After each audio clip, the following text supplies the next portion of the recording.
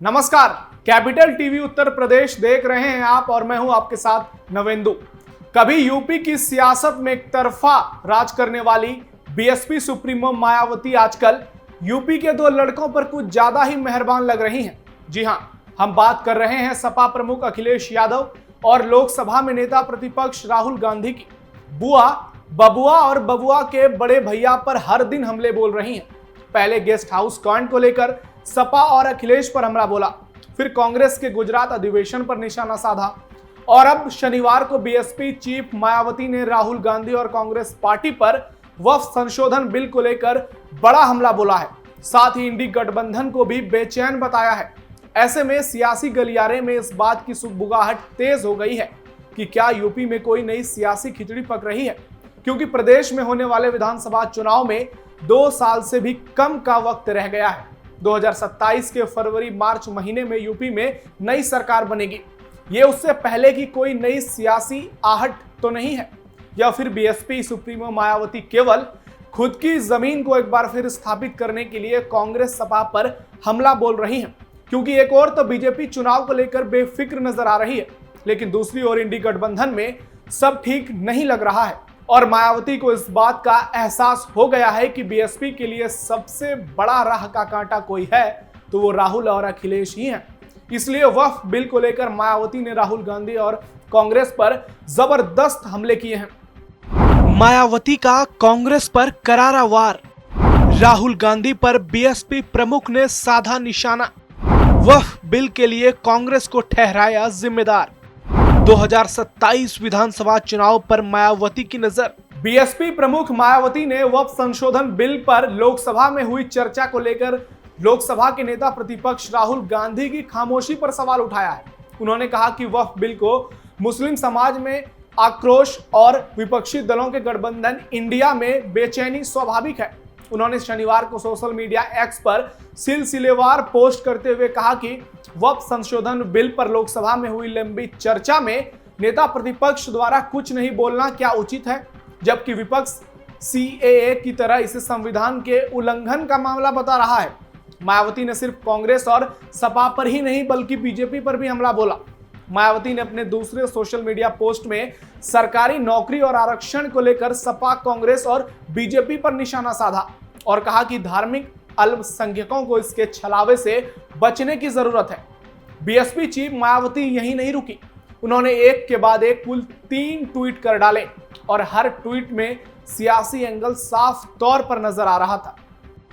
वक्फ को लेकर मायावती भी परेशान। मायावती ने इससे पहले गुरुवार को केंद्र सरकार से नए वक्फ कानून के प्रावधानों पर पुनर्विचार करने और इसे फिलहाल निलंबित करने की मांग की थी और कहा था कि वक्फ बोर्ड में गैर मुस्लिमों को शामिल करने का प्रावधान प्रथम दृष्टया तो सही नहीं है।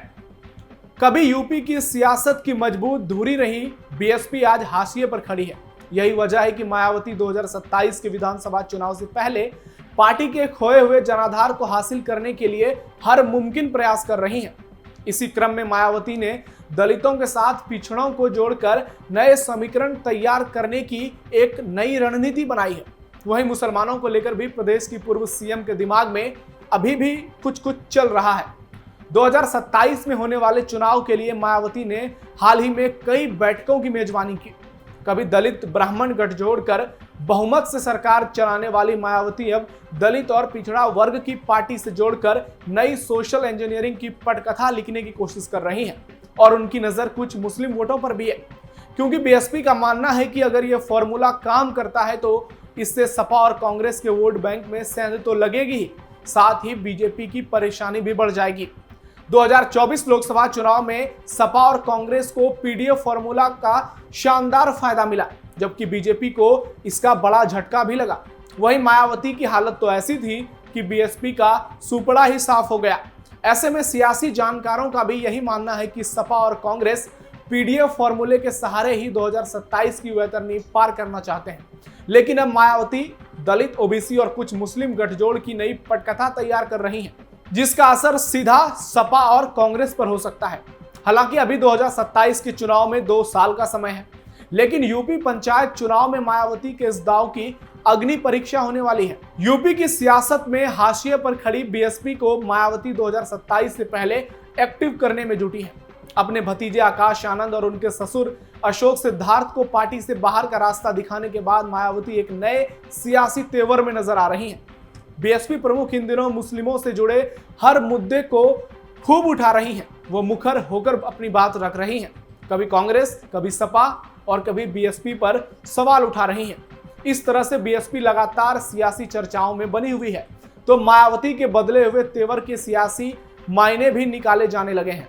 यूपी में चुनाव दर चुनाव बीएसपी का आधार सिमटता जा रहा है। पार्टी 2024 में खाता भी नहीं खोल सकी और 2022 के यूपी चुनाव में सिर्फ एक सीट ही जीत पाई थी। बीएसपी का वोट शेयर 9.39% पर आ गया है। आज पार्टी अपने सबसे बुरे दौर से गुजर रही है और पार्टी का गैर जाटव दलित वोट पहले ही पार्टी से खिसक गया है और अब जाटव वोट में भी सेंध लग गई है। ऐसे में मायावती के लिए बीएसपी के सियासी वजूद को बचाए रखने की चुनौती खड़ी हो गई है और 2027 के विधानसभा चुनाव उभरने की कवायद में है, जिसके लिए सियासी ताना बाना बुना जाने लगा है।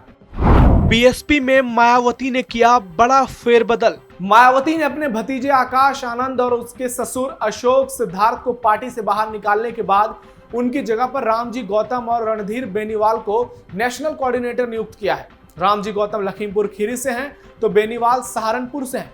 यूपी में भी मायावती ने सभी सूबे के मंडलों के प्रभारियों को बदला है, लेकिन 3 मुस्लिम नेताओं को भी अहम जिम्मेदारी दी है और दलित और अति पिछड़े समाज से आने वाले नेताओं को भी प्रभारी के तौर पर अपनी पार्टी में नियुक्त किया है।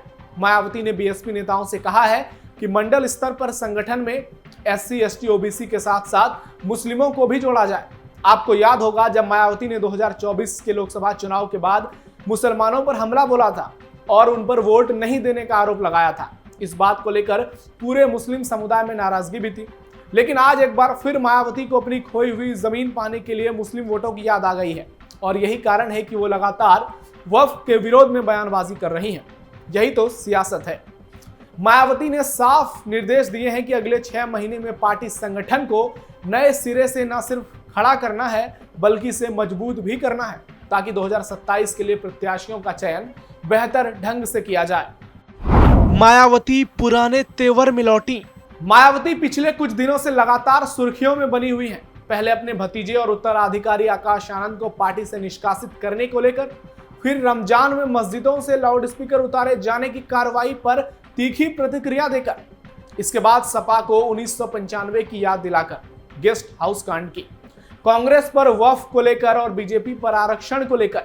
आपको बता दें कि मायावती और बीएसपी के जमीनी स्तर पर सक्रिय न होने का सियासी लाभ 2022 के विधानसभा चुनाव में सपा और 2024 के लोकसभा चुनाव में सपा कांग्रेस के इंडी गठबंधन को मिला था। दलित समाज का बड़ा झुकाव इंडी गठबंधन के साथ रहा और मुस्लिमों ने हमेशा की तरह एकजुटता दिखाई, जिसके चलते बीएसपी का खाता भी नहीं खुला। यूपी में 22% दलित वोटर हैं, जिसमें 50% से ज्यादा जाटव समाज का वोट है। मायावती के सियासी उतार चढ़ाव के इस दौर में जाटव समाज उनके साथ जुड़ा रहा है। 2024 के लोकसभा चुनाव में बीएसपी का वोट शेयर गिरकर करीब 10% पर आ गया। इससे साफ जाहिर होता है कि जाटव समाज भी अब उनसे दूर हो रहा है। सियासी विश्लेषकों का मानना है कि संविधान और आरक्षण के मुद्दे पर जाटव कांग्रेस के साथ चले गए।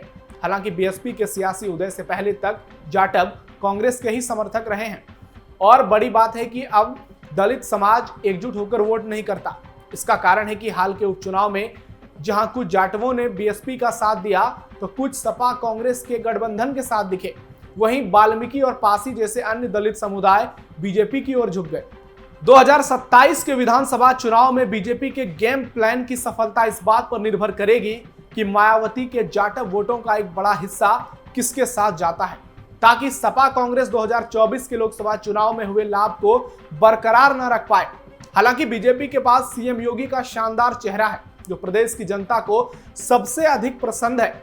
वो राज्य में सबसे ज्यादा लोकप्रिय हैं। हर ओर उनकी जमकर बातचीत होती है, खासकर योगी राज की और कानून व्यवस्था की, उनके विकास कार्यों की। ऐसे में पीडीए का रुख यह तय करेगा कि बीजेपी, सपा और कांग्रेस को कितना दलित वोट मिलता है और मायावती किस स्थिति में रहती हैं, क्योंकि वक्फ पर मायावती के बयानों ने उनके अंदर की बेचैनी बता दी है। कांग्रेस सपा से कहीं ज्यादा बेचैन बहन जी यानी मायावती लग रही हैं। फिलहाल स्पेशल स्टोरी में इतना ही। आप जुड़े रहिए कैपिटल टीवी उत्तर प्रदेश के साथ। नमस्कार।